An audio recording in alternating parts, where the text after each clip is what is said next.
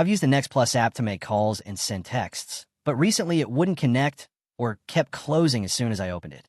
If that's happening to you too, here are 2 things you can do right from your phone. No need to dig through advanced settings. First, make sure the app is fully updated. Head over to the App Store or Google Play Store, search for Next Plus, and see if there's an update button. If you find one, tap it and wait for the latest version to install. An outdated version can cause login errors, connection problems, or crashes, especially if the app has rolled out major changes in the background.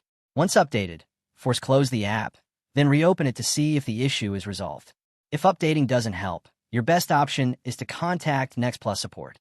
Go to the official Next Plus website and scroll down to the bottom of the page. Click on the Help or Contact section.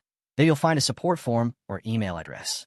When reaching out, include your phone model, the issue you're experiencing, and when it started. Their team can usually confirm if it's a known issue or walk you through a targeted fix.